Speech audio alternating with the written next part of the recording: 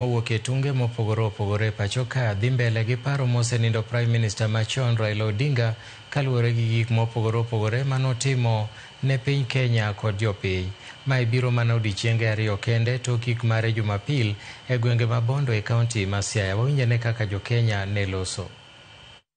Raila kwa mambo mengi aliyofanya Kenya hii. Ya kwanza ni kurekebisha katiba ya Kenya kwa sababu mbeleni ulikuwa unaongea na unashikwa na ingia jela. Lakini wakati Raila ameanza mambo ya siasa, aliweza kusaidia Kenya mambo mengi sana. Kama ingekuwa Raila mimi singekuwa MCA kwa sababu hiyo katiba ametengeneza, yeye ndiye alitetea hiyo katiba ikatengenezwa, wakaanza ile kitu inaitwa MCA. Mimi singekuwa MCA kama ingekuwa Raila. Mambo ya katiba ilitengenezwa, mambo ya county zikaanza. Ukiangalia sasa hivi watu walikuwa nakataa wengi. Hata mimi nilikuwa mmoja wao, nilikuwa nakataa kwa sababu nilikuwa na mrengo wa Ruto. Mambo kama ambaye ilitoka ya Gen Z juzi, ni mtu ambaye hakuwa anataka nchi ya Kenya iungue ama iwake moto. Ni mtu ukimwangalia mtazamo wa Raila, ni hata akishindwa ni mtu mwenye alikuwa anataka nchi iwe na amani. Ya pili ni kwamba ni mtu ambaye tukiangalia sasa kuna vitu ambaye inaendelea katika social media ambaye sasa ni kama ni uhuru kwa watu wa social media ambaye haikukuwa wakati wa enzi za zile za kitambo. Ukiangalia sasa watu wanaweza tusi hata rais venye wanataka, ni kwa sababu Raila Odinga aliweza kupigania hiyo uhuru ya vyombo. Chochote alikuwa anasema kwa niaba ya wananchi, na kile alipokuwa alisema ilikuwa kitu ya maana kwa wananchi.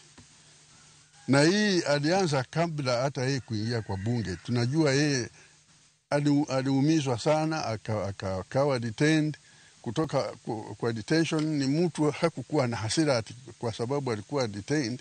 Namkumbuka Raila Odinga wakati alisema conservation ya Mau Forest ikonsafiwe, na nakumbuka wakisema hata kama ataenda kuchoma mandasi Kibera aenda achome, lakini Mau isefiwe.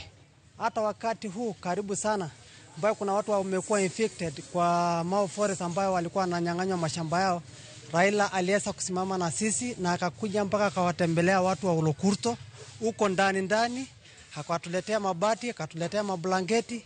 Sasa hivi wakati amekufa ndio unaanza kusikia alifanyiwa hivi, angekuwa rais angekufa wakati yako kwenye kiti. So nasema tutamkumbuka kwa sababu alikuwa anatutetea sisi kama wananchi na tunampenda sana. Raila tutamkumbuka wakati akiingia kwa podium, utasikia Raila kwanza anaanza kusema aya